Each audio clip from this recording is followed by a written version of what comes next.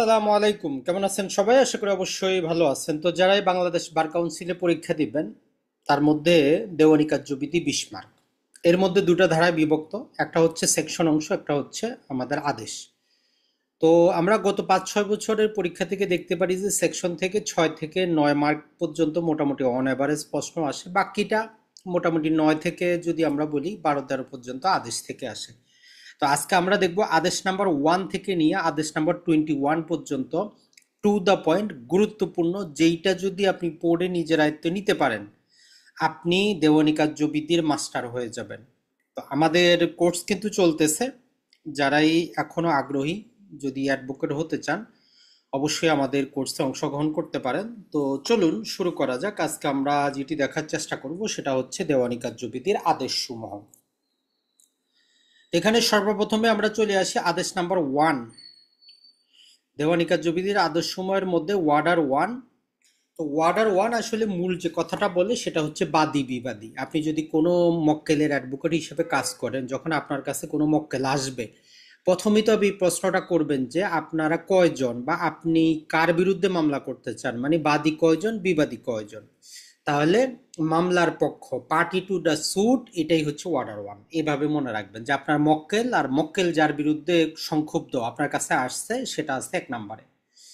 এখান থেকে মূলত আমরা 5টা শুধু রুলস পড়বো, বাকিগুলো আমাদের দরকার নেই। তাহলে কয়টা রুলস পড়বো? হাতের মধ্যে নিয়ে নেন 5টা। রুল নাম্বার সরাসরি চলে যাব 8। এটাকে বলে যে প্রতিনিধিত্বমূলক মোকদ্দমা অথবা রিপ্রেজেন্টেটিভ স্যুট, যেটা আপনার মনে থাকে, রিপ্রেজেন্টেটিভ স্যুট অথবা প্রতিনিধিত্বমূলক মোকদ্দমা। এমসিকিউ আপনারা থাকবে রিপ্রেজেন্টেটিভ স্যুট কত আদেশে আছে, আদেশে থাকতে পারে যে আদেশ একের কত রুলে আছে, 8 নাম্বার। তাহলে এই প্রতিনিধিত্বমূলক মোকদ্দমা বা রিপ্রেজেন্টেটিভ স্যুট জিনিসটা আপনি বুঝেন কিনা। এটা হচ্ছে যে 10 জনের পক্ষ হয়ে একজন যদি কোনো মামলা দায়ের করে দেয়, যেমন আমরা সিপিসির 11 ধারায় রেস জুডিকাটার সর্বশেষ যে উদাহরণটা দেওয়া আছে 6 নম্বরে, সেখানে বলা আছে রেস জুডিকাটা এই রিপ্রেজেন্টেটিভ স্যুটের ক্ষেত্রে প্রযোজ্য। তাহলে এটা একদম ক্রিস্টাল ক্লিয়ার।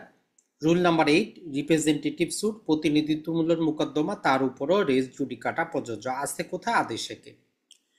এরপরে রুল নাম্বার 9, খুবই গুরুত্বপূর্ণ। আপনার বাসায় দেখবেন যে আপনি কোনো অনুষ্ঠান করলে মাঝে মধ্যে গুরুত্বপূর্ণ কোনো ব্যক্তিকে যদি বাদ দেন, আপনার কিন্তু টেনশন পড়ে। আবার কিছু লোককে আপনি না চাইলেও অযথা আপনি দাওয়াত দিয়ে দেন। সেম একই রকম আপনার মামলার মধ্যে মিসজয়েন্ডার হইতে পারে, মানে যাকে মামলাতে যুক্ত করার দরকার ছিল না তাকে যুক্ত করে নিয়েছেন, অথবা যাকে আপনার যুক্ত করার দরকার ছিল তাকে আপনি যুক্ত করেন নাই। তাহলে এগুলোকে আমরা বলি যে মিসজয়েন্ডার মানে অপসংযোগ, নন জয়েন্ডার মানে অসংযোগ। এই জিনিসটা মনে রাখবেন। তাহলে মূল কনসেপ্ট কি? যাকে আমার দরকার তাকে যদি না করি নন জয়েন্ডার, যাকে আমার দরকার নাই তাকে যদি করি সেটা হচ্ছে মিস জয়েন্ডার। এখন এমসিকিউতে যেটা আসতে পারে, বেসিকতে বলতেছে যে মিস জয়েন্ডার এবং নন জয়েন্ডারের ফলাফলে মামলা কোনো বাতিল হবে না, এতটুকু মনে রাখবেন। তবে এখানে একটা সংশোধনী যেটা আসবে, আদালতের রায় অলরেডি আছে, সেটা হচ্ছে যে আমাদের যদি নেসেসারি পার্টিকে আপনি নন জয়েন্ডার করেন, মামলা বাতিল হবে, পক্ষদোষে দুষ্ট হবে। যেমন আপনার সম্পত্তি করিম সাহেব দখল করে নিছে, রহিম সাহেব সেখানে ভাড়াটিয়ে, আপনি রহিমের বিরুদ্ধে মামলা করছেন, করিমকে পক্ষ করেন নাই, তো আদালত কোনো রিলিফ দিতে পারবে না, বলবে যে এটা পক্ষ দোষে দুষ্ট। তাহলে 9 নম্বরটা মিস জয়েন্ডার, নন জয়েন্ডার আর নেসেসারি পার্টি। নন জয়েন্ডার হইলে ফলাফলটা কি বুঝতে ফেললেন? আশা করি দুটো ক্লিয়ার। চলেন এখন তৃতীয়টার মধ্যে। Rule number 10। রুল নাম্বার 10 এর অনেকগুলা সাব রুল আছে। তো এর গুরুত্বপূর্ণ জিনিস হচ্ছে 1 নম্বরটা, যে আদালত সঠিক বাদীকে যুক্ত করতে পারে অথবা প্রতিস্থাপন করতে পারে। যেমন ধরেন যে আপনি বাসার একটু নেতা মানুষ, আপনার দাদা এখনো জীবিত, দাদা মারা গেছে, বাবা মামলা করবে বাটোয়ারা, আপনি একটু নেতা টাইপের মানুষ, আপনি নিজে মামলা করে বসে আছেন। তো আদালত চাইলে যেটা করতে পারে, আপনার বাবাকে আপনার জায়গায় প্রতিস্থাপন করে দিতে পারে, মানে সঠিক বাদীকে যুক্ত করতে পারে বা প্রতিস্থাপন করতে পারে। 2 নাম্বার, আপনি মামলার মধ্যে কোনো বাদীকে যুক্ত করেন নাই বা মামলার মধ্যে কোনো বিবাদীকে যুক্ত করেন নাই, যুক্ত করাইতে পারবেন। অযথা যুক্ত করছেন, স্ট্রাইক আউট বা বাদ দিতে পারবেন। তাইলে বাদী বিবাদী যুক্ত করা, সেটা হচ্ছে রুল নাম্বার 10 সাব রুল 2। আর বিবাদীকে আপনি যদি যুক্ত করেন, প্রতিবারে আরজি সংশোধন করবেন। আর বাদী বিবাদী যুক্ত করার ক্ষেত্রে তামাদি আইনের 22 ধারা প্রযোজ্য। কি আছে তামাদি আইনের 22 ধারা? যাকে মামলায় যেই দিন যুক্ত করবেন তার বিরুদ্ধে মামলার তামাদি সেদিন থেকে গণনা হবে। 5 বছর আগে রহিমের বিরুদ্ধে টাকার মামলা করছেন, করিমেরটা করেন নাই, এখন আজকে করতে গেলে আপনি তামাদিতে বাড়িতে হয়ে যাবেন, এটা মনে রাখবেন। 12 নাম্বারটা, রুল 12টা, সেটা হচ্ছে যে যেমন ধরেন যে আপনারা বাবার সম্পত্তি 5 জনে পাবেন, এখন আপনারা বাটোয়ারা মামলা করবেন। এখন 5 ভাইয়ে কি প্রতিদিন আদালতে যাবেন? দরকার নাই। 5 জনের পক্ষে তারা যদি পাওয়ার অফ অ্যাটর্নি দেয়, আপনি টোটাল 5 জনের পক্ষে প্রতিনিধিত্ব করতে মামলাটা চালাইতে পারবেন। বলবেন যে তাই, তাহলে তাহলে 8 নাম্বার আর 12-র মধ্যে পার্থক্য কি? 8-এ ছিল বাকিরা আদালতে যাবেও না, কোনো পাওয়ার অফ অ্যাটর্নি দিব না, জাস্ট তাদের একটা কনসার্ন নোটিশ থাকে যে তাদের জন্য হয়তো কয়েকজন মামলা করতেছে, ওটা হচ্ছে রিপ্রেজেন্টেটিভ। আর এইটা হচ্ছে যে আপনি মামলা করবেন, আপনি প্রতিকার পাবেন, আপনি সুবিধা পাবেন, কিন্তু আপনি থাকতে পারতেছেন না, এই জন্য পাওয়ার অফ অ্যাটর্নি দিয়েছেন একজনকে, সে মামলা বাদী অথবা বিবাদী দুইজনই মামলা পরিচালনা করতে পারবেন। সর্বশেষ রুল নাম্বার 13, নন জয়েন্ডার এবং মিস জয়েন্ডার বিষয়ে যদি কারো কোনো আপত্তি থাকে তাইলে earliest possible, as soon as, যখনই জানতে পারবে যত তাড়াতাড়ি সম্ভব আপত্তিটা করবে। তাহলে বন্ধুরা, আদেশ নাম্বার 1 থেকে মামলার পক্ষদ্বয় আমরা এই হাতের মধ্যে আপনি নিয়ে নেবেন, যে এখান থেকে আমি 5টা রুল পড়ব। প্রথমে কি পড়ব? Rule number 8। Rule number 8, representative টাইপের সুট, প্রতিনিধিত্বমূলক মোকদ্দমা। তারপরে পড়বো নন জয়েন্ডার, মিস জয়েন্ডার, তারপরে বাদী বিবাদী যুক্ত করা, তারপরে একাধিক বাদীর পক্ষে মামলা লড়া, তারপরে কারো কোনো আপত্তি। এইভাবে আপনি খুব সহজে মনে রাখতে পারেন। এগুলোকে এমন আরো একটা জটিলভাবে আপনি মনে রাখতে পারেন, যেমন সবচেয়ে গুরুত্বপূর্ণ যেটা হচ্ছে যে আমরা বলি যে আপনি যদি বাদী বিবাদী যুক্ত করতে চান তাহলে 110-এর দরখাস্ত, তো এইটা আপনি ছোট নোট করে রাখেন। 110-এ কি করা হয়? বাদী বিবাদী যুক্ত করা হয়, বাদ দেওয়া হয়, ভালো বাদীকে রাখা হয়, এটা হচ্ছে 110। প্রতিনিধিত্বমূলক মামলা হইলে 1/8। এরপরে নন জয়েন্ডার এবং মিস জয়েন্ডার হইলে 1/9। এরপরে একাধিক ব্যক্তির পক্ষে যদি আপনি একজন মামলা করতে চান 1/12, আর সর্বশেষ আপত্তি থাকলে 1/13। তাইলে একটা হাতের মধ্যে এইভাবে আপনি 1-2বার প্র্যাকটিস করেন না, ছোট্ট করে কিওয়ার্ড আকারে, তাহলে আরেকবার স্মরণ করেন, যাতে আমরা চাই যে ভিডিওটা আপনি প্রয়োজনে 10বার দেখেন, এই ভিডিওটা দেখতে দেখতে আপনার মুখস্থ হয়ে যায়। আদেশ নাম্বার 1-এ হচ্ছে কারা বাদী বিবাদী হবে। সর্বপ্রথমে রুল নাম্বার 8 পড়লাম, সেটা ছিল আমাদের প্রতিনিধিত্বমূলক মামলা, রিপ্রেজেন্টেটিভ সুট। এরপরে আমরা আদেশ নাম্বার 1-এর রুল 9 পড়লাম, মিস জয়েন্ডার এবং নন জয়েন্ডার। রুল 10-এ আমরা পড়লাম বাদী বিবাদী যুক্ত করা, বাদ দেওয়া। রুল 12-এ আমরা পড়লাম একাধিক ব্যক্তির পক্ষে একজন মামলা লড়তে পারবে, আর আপত্তি থাকলে সর্বপ্রথমে বলবে। এরপরে চলে আসি রুল নাম্বার 2। রুল নাম্বার 2 থেকে নর্মালি কোনো এমসিকিউ আসবে না, আপনি শুধু হেডিংটা মনে রাখতে পারেন। তাহলে রুল নাম্বার 2 থেকে আমরা কি রাখবো? শুধু হেডিংটা মনে রাখবো, যে এখানে আমাদের ফ্রেমিং অফ স্যুট, মানে আপনি যে ওই যে অ্যাডভোকেট সাহেবকে বলবেন আপনি কি চান, একদম একসাথে বলবেন, খুলে বলবেন, উনি ওই মোতাবেক আরজিটা তৈরি করবে। কারণ না হলে এই রুল নাম্বার 1 আমাদেরকে বলে যে আরজিটা তৈরি করা হবে এটা যাতে বাস্তবসম্মত হয়, আদালত যাতে চূড়ান্ত সিদ্ধান্ত দিতে ইজি হয়। আপনি সব দাবিগুলোকে একসাথে করে দাবি করবেন, কি কি চান, আপনার কি কি প্রতিকার, সবকিছু একসাথে চাবেন, কারণ বাদ দিলে পরে চাইতে পারবেন না। আর একজনের বিরুদ্ধে যদি আপনার একাধিক কজ অফ অ্যাকশন থাকে তাইলে প্রতিটাকে একসাথে করে মামলা করা যাবে। আর মিস জয়েন্ডার এবং নন joinder of cause of action নিয়ে যদি কারো আপত্তি থাকে তাহলে আর্লিয়েস্ট পসিবলে সে করবে। তাহলে এই যে 4টা পড়লাম, নর্মালি এখান থেকে একটাও এমসিকিউ কিন্তু আসবে না, শুধু আপনার জানার জন্য বলে দিলাম। তাইলে রুল নাম্বার 2 আমাদেরকে বলে যে আমরা মোকদ্দমাটা কিভাবে তৈরি করব, বলবে যে একদম বাস্তবসম্মত তৈরি করব, আমাদের বাস্তব দাবিটা করব, যত প্রকার দাবি আছে একসাথে করব, কোনো দাবি বাদ দিব না, বাদ দিলে পরে আমরা পাবো না। আর যদি আমরা একাধিক কোনো আমাদের কজ অফ অ্যাকশন সাথে সবগুলো একসাথে করব, আর বিবাদী যদি আপত্তি থাকে তাহলে সে কি করবে? আর্লিয়েস্ট পসিবলে আপত্তিটা করবে। তাহলে রুল নাম্বার, আদেশ নাম্বার 2 আমাদের জন্য শুধু নামটা গুরুত্বপূর্ণ, আর এর টোটাল সারমর্মটা মনে রাখতে পারেন, নর্মালি এমসিকিউ এখান থেকে আসবে না।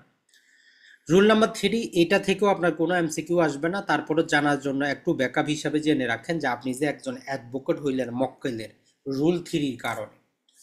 নর্মালি একটা দেওয়ানি মামলা বলে কি, যিনি মামলার পক্ষ উনি নিজে লড়তে পারেন, প্রতিনিধিত্ব করতে পারেন। উনি যদি কাউকে লিখিত আকারে পাওয়ার অফ অ্যাটর্নি দেন উনি এজেন্ট হিসেবে মামলা লড়তে পারবেন। এই দুইজন চাইলে যে কোনো অ্যাডভোকেটকে ওকালতনামা দিয়ে মামলা লড়াইতে পারবে। তাহলে রুল নাম্বার 1, পক্ষের এজেন্ট অ্যাডভোকেট। এখন আপনি যদি এজেন্ট নিয়োগ করতে চান অবশ্যই লিখিত আকারে পাওয়ার অফ অ্যাটর্নি দিয়ে আপনাকে এজেন্টটা নিয়োগ করতে হবে, রুল নাম্বার 2 এই কথাটাই বলে।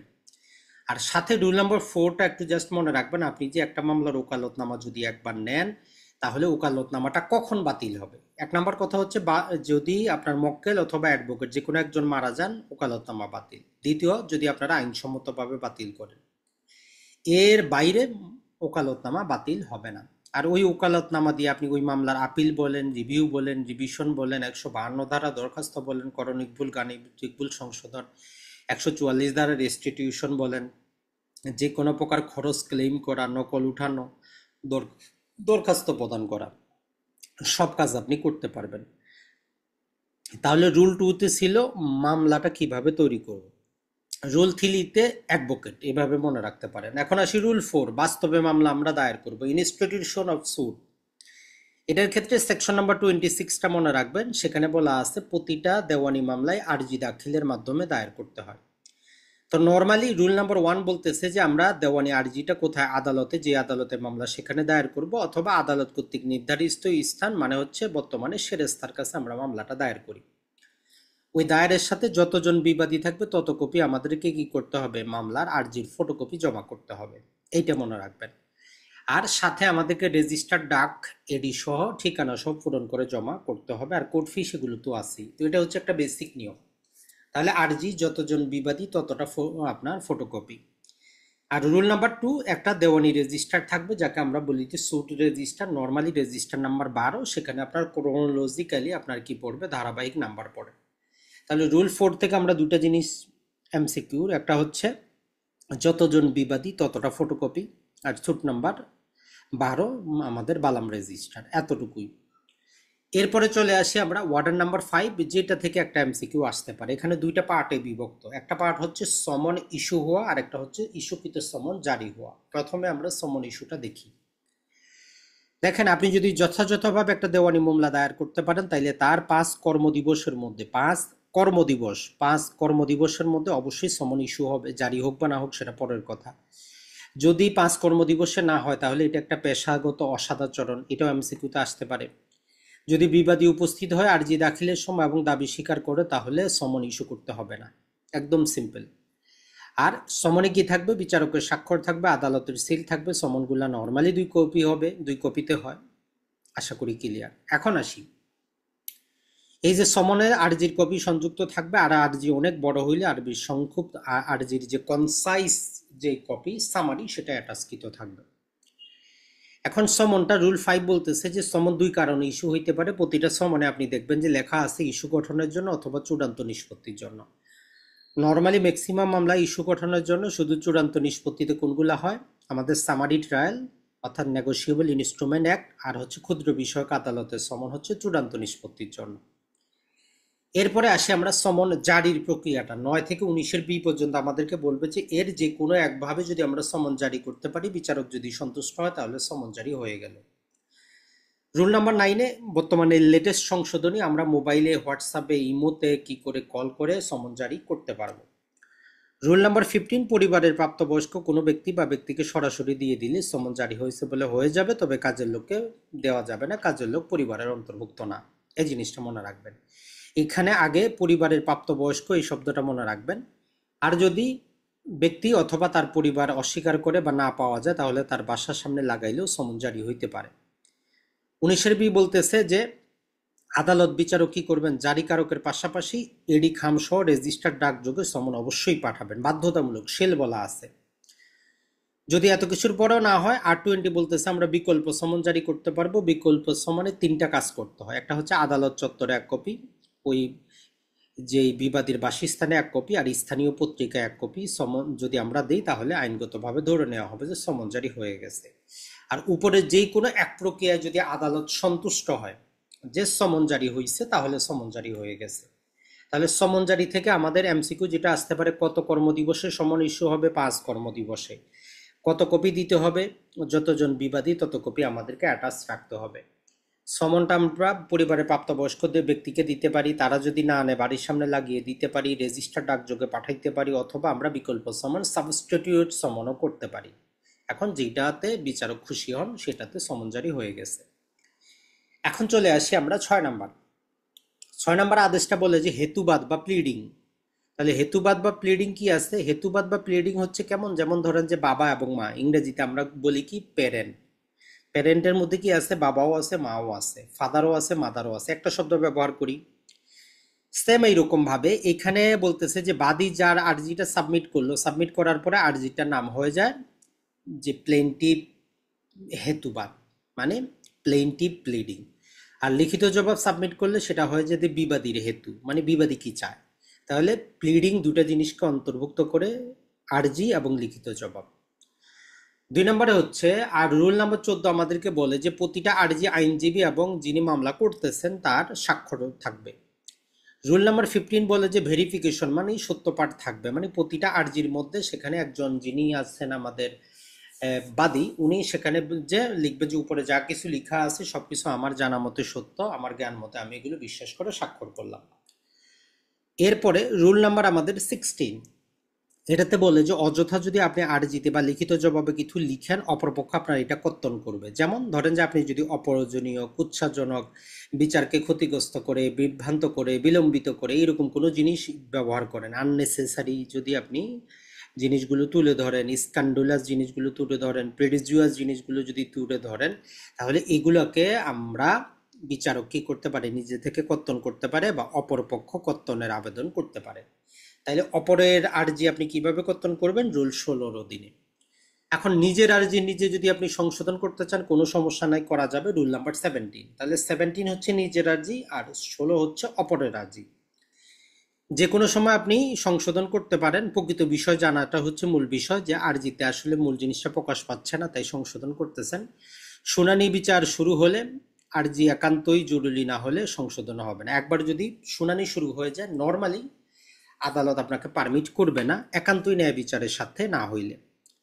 রুল নাম্বার 18, এই যদি আপনি সংশোধনের আদেশ যদি দেয়, তাহলে 14 দিনের মধ্যে আপনি কি করবেন? সংশোধনী জমা করবেন, অথবা আদালত যতদিন বলে ততদিনের মধ্যে। তাহলে আমাদের এই 6 নাম্বারটার মধ্যে যদি উপরগুলা নাও পড়েন, আপনার জন্য মোটামুটি যদি আমরা বলি, 1 নাম্বারটা প্লিডিং ইনক্লুড আরজি এবং লিখিত জবাব, এরপরে 16 নাম্বারটা অপর জিনিসটা কর্তন, 17 নাম্বারটা নিজের জিনিসটা সংশোধন, 18তে হচ্ছে 14 দিন। এই 4টা জিনিস অবশ্যই অবশ্যই পড়বেন। এরপরে বাদীর আরজি যেভাবে আদালত বলে যে এইভাবে তৈরি করতে হবে, আইনজীবী আপনার এই রুল নাম্বার 17 দেখে থেকে সেখানে টোটাল ফরম্যাটটা দেওয়া আছে যে কি কি লিখতে হবে না লিখতে হবে। তো আরজিতে রুল 10 সর্বপ্রথম বলতেছে যেটা, সেটা হচ্ছে যে আপনার আরজিটা ফেরত আসতে পারে। তাহলে ওয়ার্ডার 7 রুল 10 অধীনে আমাদের আরজি আদালত ফেরত দিতে পারে। তবে ফেরত দেওয়ার সময় উনি তারিখ সহ দিবেন, কবে সাবমিট করলেন, কবে উনি রিটার্ন দিচ্ছেন। রুল নাম্বার 11 বলে যে আমাদের কি আরজি খারিজ, আমরা অলরেডি ডিগ্রির ক্ষেত্রে পড়ছি। ওয়ার্ডার 7 রুল 11 কি হয় আমাদের আরজি খারিজটা একটা ডিম ডিগ্রি। কি কারণে হইতে পারে? মোকদ্দমা যদি কজ অফ অ্যাকশন না থাকে, মামলার কারণ নাই, যদি সময় দেওয়ার পরেও আপনি সুট ভ্যালুয়েশন না করেন, যদি সময় মতো কোর্ট ফি পরিশোধ না করেন, অথবা আইন দ্বারা যদি বাড়িত হয়, এই 4টা কারণে আমাদের কি হইতে পারে? আরজি খারিজ হইতে পারে। খারিজ হইলে এটা একটা ডিম ডিগ্রি। ডিগ্রি হইলে আমরা 96 দ্বারা আপিল করব। তবে আমাদের এই সাবসেকশন বলে, সাবরুল বলে রুল 13, যে আপনি নতুন মামলা দায়ের করতে পারবেন, কোনো সমস্যা নেই, হয় আপিল করেন অথবা নতুন করে মামলা দায়ের করেন। আর আরজি সুট ভ্যালুয়েশন করা অথবা কোর্ট ফি সময়সীমাটা 21 দিন, এটা একটু মনে রাখবেন। তাহলে ওয়ার্ডার 7 থেকে আমাদের রুল 11টা খুবই খুবই গুরুত্বপূর্ণ। এখানে যে ওয়ার্ডার 7 রুল 11-এ যদি মামলা খারিজ হয়, এটার ফলাফল কি? এটা একটা ডিম ডিগ্রি। প্রতিকার কি? আমরা আপিল করব, অথবা 13 বলতেছে নতুন মামলা দায়ের করব। কি কারণে খারিজ হয়? 4টা কারণে। কি কি? মোকদ্দমার কারণ না থাকলে, সময় মতো সুট ভ্যালু যদি প্রপারলি না করি, আর ভ্যালুয়েশন মোতাবেক যদি আমরা কোর্ট ফি জমা না করি। এর সময়সীমা 21 দিনের মধ্যে কাজগুলো করতে হবে। আর যদি কোনো আইন দ্বারা বাড়িত হয়, তাহলে আমরা বলবো যে কি হইলো, আপনার ডিম ডিগ্রি হয়ে গেল। আদেশ নাম্বার 8 আমাদের দুটো জিনিস আলোচনা করে, একটা হচ্ছে WS মানে রিটেন স্টেটমেন্ট এবং সেটঅপ। তাহলে 8 নাম্বার আদেশে আমাদের দুটো জিনিস আছে, একটা হচ্ছে রিটেন স্টেটমেন্ট মানে লিখিত জবাব, আর একটা হচ্ছে যে আমাদের সেটঅপ। লিখিত জবাব মানে বিবাদী আপনার বাদীর আবেদনের ভিত্তিতে কি বলতে চায়। তো এক্ষেত্রে আমাদের রুল নাম্বার 1-এর সময়সীমা বলে যে সমন প্রাপ্তির পর 30 দিনের মধ্যে সমন জারি আপনি লিখিত জবাব দিবেন, আর অতিরিক্ত সময় চাইলে বিচারক ম্যাক্সিমাম 30 দিন বাড়ায় দিতে পারে। তবে সর্বমোট সমন জারি থেকে 60 দিনের মধ্যেই কি করতে হবে? লিখিত জবাব দিতে হবে। সাথে 148টা একটু মনে রাখবেন, সেখানে বলা আছে বিচারক চাইলে এরপরও সময় বর্ধিত করতে পারে। রুল নাম্বার 5, প্রতিটা বাদীর প্রতিটা দাবিকে হয় স্বীকার করবেন অথবা অস্বীকার করে নীরব থাকতে পারবেন না, নীরবতা সম্মতির লক্ষণ ধরে নেওয়া হবে। রুল নাম্বার 6 সেট অফ, মানে যে নর্মালি টাকার মামলা, আপনি আমার বিরুদ্ধে 1 লাখ টাকার মামলা করছেন, আমি আপনার বিরুদ্ধে যে দাবি করতেছি 80,000 টাকা, তো আমিও পাই, তাহলে 20,000 টাকা আমাদের মামলা চলবে, 80,000 টাকা সেট হয়ে গেল। নর্মালি সেট অফ দুই প্রকার, একটা হচ্ছে এই নর্মাল যে আমরা বলতে পারি সেট অফ, আর একটা হচ্ছে ইকুইটেবল সেট অফ, যেখানে টাকার চাইতে অন্য কিছু সেট অফ করা যায়। যেমন আপনার বাসায় আমি টিউশনি করাই, মাসে 10,000 টাকা পাই, আপনি আমার কাছে 20,000 টাকা পাবেন, 20,000-এর জন্য মামলা করছেন, আমি বলতে পারি যে আমি তো টিউশনি বাবদ 10,000 টাকা পাবো, ওইটা আপনি কি করেন, সেট অফ করেন, তখন ওইটার নাম হয় যে ইকুইটেবল সেট অফ। এতটুকুই, আর কিছুর দরকার নেই। তাহলে সময়সীমাটা আর সেট অফটা গুরুত্বপূর্ণ কনসেপ্ট। চলে আসি এখন 9 নম্বরে, যে বাদী বিবাদী যদি উপস্থিত হয় অনুপস্থিত হয় ফলাফলটা কি হবে। তো এটা আমরা সর্বশেষ থেকে প্রথমে পড়ি। ধরেন যে আপনি উপস্থিত ছিলেন, কয়দিন পরে একতরফা ডিক্রি হয়ে গেছে, এখন এই ডিক্রিটা আপনি যদি রদ করতে চান, তাহলে রুল 13 বলে যে আপনি 30 দিনের মধ্যে দরখাস্ত দিবেন, 3,000 টাকা পরিশোধ করবেন, তাহলে বিচারক আপনার কাছে জানতেও চাইবে না যে আপনি কেন এতদিন আসেন নাই, সরাসরি রদ করে দিবে, তবে কন্ডিশন 30 দিন 3,000 টাকা অপরপক্ষ পাবে। আর যদি আপনার কাছে টাকা পয়সা না থাকে, রুল 13 বলতেছে 30 দিনে আপনি রদের দরখাস্ত করবেন, বিচারককে আপনি সন্তুষ্ট করাবেন, উপযুক্ত কারণটা ব্যাখ্যা করবেন, তাহলে আপনার 13 দিনে হবে, এখানে টাকা পয়সা লাগবে না, তবে এখানে রিস্ক আছে যে বিচারক সন্তুষ্ট নাও হইতে পারে। একই রকমভাবে মামলা চলমান অবস্থায় আপনি উপস্থিত হন নাই, নানা কারণে মামলা যদি খারিজ হয়ে যায়, রুল 9 বলতেছে 1,000 টাকা দিবেন, বিচারক জানতেও চাইবে না যে কেন আসেন নাই, মামলাটাকে রিভাইভ করে দিবে। আর যদি টাকা পয়সা না থাকে, 9 অধীনে যাবেন, তাহলে 30 দিনে যাবেন, বিচারককে সন্তুষ্ট করাইবেন, বিচারক ওই ডিসমিসালটা সেট অফ করবে, সেট অ্যাসাইড করবে। আর 9 প্রথম অংশ বলে বাদীর দোষে যদি মামলা খারিজ হয়, তাহলে নতুন মামলা দায়ের করা যাবে না। এরপরে যদি আসি আমরা, সেটা হচ্ছে যদি সমন জারি না হয়ে ফেরত আসে, তাইলে বাদীকে অবশ্যই 1 মাসের মধ্যে আবার নতুন সমনের জন্য আবেদন করতে হবে, না হলে মামলাটা কিন্তু খারিজ হবে। এই আমাদের 1টা 2টা 3টা 4টা, এইখান থেকেও শুধু 5টাই আমাদের জন্য গুরুত্বপূর্ণ। তাহলে একতরফা ডিক্রি হইলে 3,000, মামলা খারিজ হইলে 1,000, সমন ফেরত আসলে 1 মাসে আবেদন, এইভাবে 3টা মনে রাখতে পারেন। আর 2 আর 3 গুলা রুল নর্মালি দরকার নাই। ধরেন যে বাদী উপস্থিত কিন্তু সমন পাঠাইতে পারে নাই, বাদী যদি সে, তাইলে ডিসমিস, বাদী বিবাদী উভয়ে আসে নাই, তাইলে মামলা ডিসমিস, এগুলো নর্মালি আসবে না। এরপরে 10 নম্বর, দেখেন 10 নম্বর শুধু আমরা হেডিংটা মনে রাখবো, বিতর্ককে কিছু মনে রাখার দরকার নেই। এটা হচ্ছে যে প্রথম শুনানিতে আদালত বাদী বিবাদীকে এক্সামিন করতে পারে, জিজ্ঞেস করতে পারে প্রশ্নমালা, এতটুকুই। অর্ডার নাম্বার 11, ওই যে আমাদের 30 নম্বর সেকশনের সাথে পড়বেন, সেখানে আমরা জানি বিচারক 3টি কাজ করতে পারে, আর 3টি কাজ যদি আপনি না শুনেন 32 ধারা আপনি বিরুদ্ধে 4 প্রকারের শাস্তি হইতে পারে, ওইটাও একটু মনে রাখবেন, 4 প্রকারের শাস্তি হইতে পারে, তাহলে 30 ধারা আর শাস্তি হচ্ছে 32 ধারায় 4 প্রকারের। এখানে ওইটাই বলতেছে যে R1 জাস্ট একটা সময়সীমা দেয় যে ইস্যু গঠনের 10 দিনের মধ্যে আপনার যদি কারো কাছে কিছু জানার থাকে, ইন্টারোগেটরি দেওয়ার থাকে, আদালতে জমা করবেন। এখানে একটা সময়সীমা আছে, দেখেন খুবই ইজি, একদম নান্দনিক। রুল 1 বলতেছে যে 10 দিনে আপনি জানাবেন ইস্যু গঠনে যে আপনার কিছু জানার আছে কিনা, ইন্টারোগেটরি আছে কিনা, যদি আপনার থাকে তাহলে আদালত রুল 2 এর অধীনে 14 দিন সময় পাবে এটা ডিসাইড করার জন্য যে সে অপরপক্ষকে বাধ্য করবে কি করবে না আপনার প্রশ্নের উত্তর দেওয়ার জন্য। যদি বাধ্য করে, রুল 8 বলে যে 10 দিনের মধ্যে হলফনামা সহ বিবাদী সেটা জমা করবে। তাইলে 10 14 10 10 14 10 এভাবে 2-3 বার উচ্চারণ করেন। ইস্যু গঠনে 10 দিনে আপনার কোনো কিছু জানা থাকলে জানাবেন, আদালত 14 দিন সময় পাবে, আর যদি বাধ্য করে তাহলে 10 দিনে তাকে লিখিত জবাব দিতে হবে। এর বাইরে একটা রুল আছে, রুল নাম্বার 12, যেখানে বলে যে দলিল উপস্থাপনের জন্য আবেদন করা যাবে, যে কোনো সময় দলিল উপস্থাপনের আবেদন করতে পারবেন। এরপরে ওয়ার্ডার নাম্বার আমাদের 12, নর্মালি এখান থেকে প্রশ্ন আসে না, শুধু একটা সময়সীমা মনে রাখতে পারেন, সেটা হচ্ছে অ্যাডমিশন। কোনো পক্ষ যদি কোনো কিছু স্বীকার করতে চায় 14 দিনে, রুল নাম্বার 2 বলতেছে যে 14 দিনের পূর্বে অ্যাপ্লিকেশন দিবে, তাইলে এই 14 দিনটাই গুরুত্বপূর্ণ। আর গতবার এমসিকিউ ছিল অ্যাডমিশন অন জাজমেন্ট আছে কোথায়, তাহলে অ্যাডমিশন অফ জাজমেন্ট আছে আমাদের 12 ধারায়, এতটুকুই। 13 নম্বরে এখানে 3টা জিনিস উপস্থাপন, আটক এবং ফেরত। আমরা পড়বো শুধু 2টা জিনিস, আদালত যে কোনো নথিকে আটক করতে পারে রুল 8 এর অধীনে। রুল নাম্বার 9, যে নথিগুলো আদালতের কাছে আছে এগুলো আমরা ফেরত চাইতে পারি, যেমন মূল দলিলপত্র জমা রাখেন, খারাপও হয়ে যাইতে পারে, তো এগুলো আপনি চাইলে কি করেন, ফটোকপি জমা দিয়ে মূল দলিলটা পরবর্তীতে ফেরত নিতে পারেন। এ দুটাই আমাদের জন্য গুরুত্বপূর্ণ। 14 নম্বর ইস্যু গঠন, বিচার্য বিষয় গঠন। তো এখানে রুল নাম্বার 1 বলতেছে যে ইস্যু দুই প্রকার হইতে পারে, issue of law, issue of fact. আর ইস্যুটা বলতেছে যে প্রথম শুনানি থেকে 15 দিনের মধ্যে অথবা লিখিত জবাব যা পরে হয় এর মধ্যে 15 দিনের মধ্যে আমাদের ইস্যু গঠন করতে হবে। রুল 5 বলে যে গঠনকৃত ইস্যুকে কর্তন করা যায় অথবা সংশোধন করা যায়, এডিশন করা যায়, কোনো সমস্যা নেই। যেমন তামাদি দেশে দুষ্ট কিনা, যেমন বাদী প্রতিকার পাবে কিনা, এগুলো বাদও দিতে পারবো, যুক্তও করতে পারবো। আর রুল নাম্বার 8 বলে যে ইস্যু গঠনের 120 দিনের মধ্যে চূড়ান্ত শুনানি শুরু করতে হবে। তাহলে এখান থেকে আমরা চারটা জিনিস আমরা পড়ব। ইস্যু দুই প্রকার, আইনগত, ঘটনাগত। ইস্যু ফ্রেম হবে লিখিত জবাব দাখিল অথবা প্রথম শুনানি যেটা পরে হয় সেটার মধ্যে 15 দিনের মধ্যে। ইস্যু কর্তন করা যায় রুল 5 অধীনে। রুল 8 বলতেছে 120 দিনে চূড়ান্ত শুনানি শুরু করতে হবে। 15 নাম্বার নর্মালি পড়ার কোনো দরকার নাই। প্রথম শুনানিতে চাইলে আদালত মামলাটা ফাইনালি ডিসপোজ অফ করে দিতে পারে, মানে নথিজাত করতে পারে। এরপরে রুল নাম্বার 16 সাক্ষীকে সমন এবং সাক্ষীর উপস্থিতি বাধ্যকরণ। সাক্ষীকে দুই কারণে সমন দেওয়া হইতে পারে। রুল 1 বলতেছে যে সাক্ষ্য দেওয়ার জন্য অথবা তার কাছে কোনো দলিল থাকলে সেটা আদালতে আনার জন্য।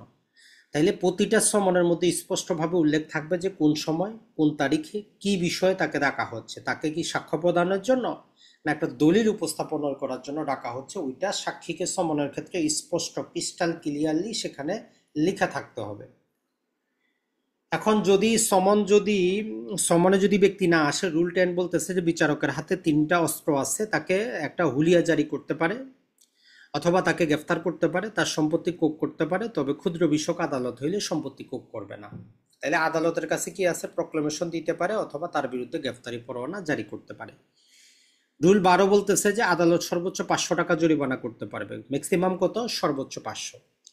আর যদি আদালত থেকে 50 মাইলের বেশি হয় সাক্ষীর বাসা, তাহলে সশরীরে আসার কোনো দরকার নাই। তাহলে দেখেন যে কতটা ছোট হয়ে গেল। 16 নাম্বারটা দুই কারণে দিতে পারি, সাক্ষ্য দেওয়ার জন্য, দলিল উপস্থাপন করার জন্য। কিভাবে কি কি উল্লেখ থাকবে? সময়, তারিখ এবং বিষয়। আদালত ইস্তেহার জারি করতে পারে, তারে গ্রেফতার করতে পারে। 500 টাকা জরিমানা করা যায়, 50 মাইলের বেশি হইলে সশরীরে আসতে হবে না। এরপরে চলে আসি আমরা আদেশ নাম্বার 17 অ্যাডজর্নমেন্ট বা মুলতবি বা বিরতি বা স্থগিত। মামলা চলতে চলতে নানা প্রকার পর্যায়ে মামলাটাকে কি করতে হয়? স্থগিত করা প্রয়োজন পড়ে। তো এইটাকে আপনি বেসিক রুল নাম্বার 1 বলে যে অ্যাট এনি স্টেজ যে কোনো স্তরে মুলতবি হতে পারে। পরবর্তীতে একটা শুনানি ডেট ফিক্স করবেন এবং যে পক্ষ আবেদন করছে তার উপর একটা কস্ট আরোপ করে আদালত শুনানিটা শেষ করবে। এটা হচ্ছে বেসিক নিয়ম। এখন এই মুলতবিটা দুইটা ভাগে ভাগ করা হয়েছে। মামলার চূড়ান্ত শুনানি শুরু হওয়ার আগ পর্যন্ত আর শুরু হইলে তারপরের ধাপ। তাইলে প্রিএম্পটরি হিয়ারিং শুরুর পূর্ব পর্যন্ত টোটাল আমরা ফ্রিতে 4 বার সময় নিতে পারবো। এটা বলা হচ্ছে যে বাদী বিবাদী কোনো কিছু পৃথক করা নাই, বলতেছে যে ম্যাক্সিমাম 4 বার ইদার পার্টি। তো নর্মালি এটা আমরা আদালতে দুর্বলতা হিসাব করা হয় 4+4, আগে এটা 6 বার ছিল। তাহলে ফ্রিতে টাকা পয়সা দেওয়া ছাড়া আমরা কি করতে পারবো? 4 বার পর্যন্ত সময় নিতে পারবো, মুলতবি করতে পারবো। এরপরে যদি দরকার পড়ে তাহলে 200 থেকে 1000 টাকা খরচ হইতে পারে। আদালত সর্বোচ্চ 3 বার এইরকম মঞ্জুর করতে পারে। তাহলে টোটাল কয়দিন? 4 বার হইল ফ্রিতে, 3 বার হইল খরচ দিয়ে। খরচ কত? 200 থেকে 1000। এখন ধরলাম যে চূড়ান্ত শুনানি শুরু হয়ে গেল। তো নর্মাল নিয়ম, বেসিক নিয়ম হচ্ছে রুল 4 বলতেছে যে কোনো প্রকার মুলতবি দেওয়া হবে না, তবে একান্তই ন্যায় বিচারের স্বার্থে যদি মুলতবি না দিলে নানা প্রকার ভাবে ন্যায় বিচার ব্যাহত হবে, তবে অ্যালাউ করতে পারে, ফ্রিতে নাই। ম্যাক্সিমাম 3 বার, 200 থেকে 1000 টাকা খরচ। তাহলে দুইটাকে একসাথে নিয়ে আসেন, আপনি একটু চিন্তা করেন। তাহলে একটা দেওয়ানি মামলায় টোটাল মুলতবি হিসাব করেন। চূড়ান্ত শুনানি পর্যন্ত 4 বার ছিল আমাদের ফ্রিতে, 3 বার ছিল টাকা পয়সা দিয়ে, 7 বার। চূড়ান্ত শুনানি শুরু হওয়ার পরে টাকা পয়সা দিয়ে 3 বার। তাহলে টোটাল হচ্ছে আমাদের 4, 3, 3, 6, 10 বার। তাহলে আমরা বলতে পারি যে একটা মামলাতে বাদী পক্ষ 10 বার, বিবাদী পক্ষ 10 বার এখন সংশোধিত নিয়মে সময় নিতে পারে। এখন যদি উভয় পক্ষ সময় চায় তাহলে আদালত তাদের উপর যদি কস্ট আরোপ করে ওই টাকাটা সরকার পাবে। এটা গুরুত্বপূর্ণ, একবার এমসিকিউতে ছিল যে উভয় পক্ষ আবেদন করলে টাকাটা কে পাবে। আর রুল নাম্বার 7 বলতেছে মোকদ্দমা খারিজ বা একতরফা হলে, যে টাকা পয়সা জমা করার জন্য বলছে আপনি যদি জমা না করেন তাইলে আপনি যদি বাদী পক্ষ হন মামলাটা খারিজ হবে। আপনি যদি বিবাদী হন মামলা একতরফা চলে যাবে। তাহলে এই 30 দিনের মধ্যে 2000 টাকা পরিশোধ করে আপনি কি করতে পারবেন? ওইটাকে আবার রিভাইভ করতে পারবেন। তাহলে আমাদের এই 17 নম্বরটা খুবই গুরুত্বপূর্ণ। 17 নম্বর থেকে একটা এমসিকিউ কিন্তু থাকবেই। তাইলে মামলার যে কোনো স্থগিত করা যায়। চূড়ান্ত শুনানি পূর্ব পর্যন্ত 4 বার ফ্রিতে, 3 বার টাকা দিয়ে, টাকা হচ্ছে 200 থেকে 1000। চূড়ান্ত শুনানি হইলে নর্মালি করবে না, তবে টাকা দিয়ে 200 থেকে 1000, ম্যাক্সিমাম 3 বার।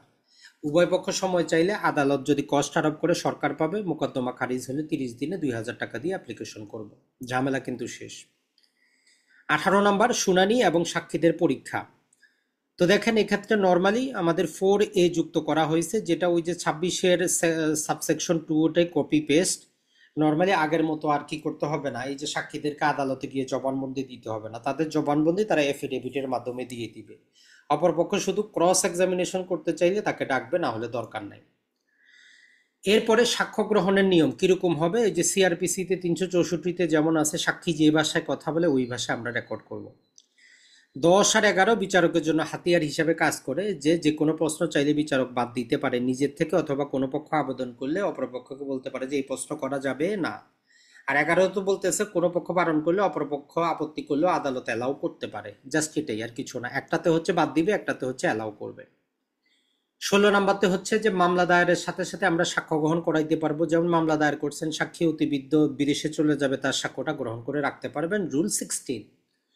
রুল 17, আদালত যে কোনো সময় সাক্ষীকে আবার রিকল করতে পারে। রুল 18, আদালত সশরীরে গিয়ে ঘটনাস্থল সম্পত্তি ইন্সপেকশন করতে পারে, এটা গুরুত্বপূর্ণ। আর 120 কর্মদিবসের মধ্যে, এখানে কিন্তু কর্মদিবস, চূড়ান্ত শুনানি শেষ করতে হবে। আর এইবারে সংশোধনীতে বলতেছে একজন বিচারক সাহেব একদিনে তার আদালতে 10টার বেশি মামলা শুনানি করবে না, যেগুলো চূড়ান্ত শুনানি অবস্থায় আছে, যার মধ্যে 4টা আংশিক শুনানিকৃত হইতে পারে। আর তার আদালতে সর্বোচ্চ 200টা পর্যন্ত মামলাই চূড়ান্ত শুনানি স্তরে নিয়ে আসবেন। 200টা হয়ে গেলে এটা কমতে কমতে যখন 140টা আসবে তখন আবার নতুন করে মামলা নেবেন। রুল নম্বর 19, হলফনামা বা এফিডেভিট। তো এখানে বলতেছে যে আমাদের ওই যে এখন 26 নম্বর সেকশন যুক্ত হওয়ার কারণে এটার কোনো ভ্যালু নেই, যে কোনো জিনিস আদালত বলতে পারে এফিডেভিটের মাধ্যমে প্রমাণ করেন। আর রুল 2 বলতেছে অপরপক্ষ এটা নিয়ে জেরা করতে পারবে। এরপরে চলে আসি, সমস্ত কিছু শেষ হয়ে গেল ফাইনালি। এখন আমরা আদালত রায় দিবে, ডিক্রি দিবে। তো আমরা রুল নাম্বার 1 বলতেছে যে শুনানি শেষ হবার 7 দিনের মধ্যে প্রকাশ্য আদালতে রায় প্রকাশ করা হবে। কত দিনের মধ্যে? 7 দিনের মধ্যে, এটাই গুরুত্বপূর্ণ। রায় প্রকাশ্য আদালতে হবে, বিচারকের স্বাক্ষর থাকবে, রুল 3 বলতেছে। রুল 5-এর এ বলতেছে যে 7 দিনের মধ্যে ডিক্রি প্রদান করতে হবে। ডিক্রির বিষয়বস্তু কি হবে? ডিক্রি হবে রায়ের উপর ভিত্তি করে, মানে রায়টা যার পক্ষে সেটেল হবে ডিক্রিটা তার মধ্যেই হবে।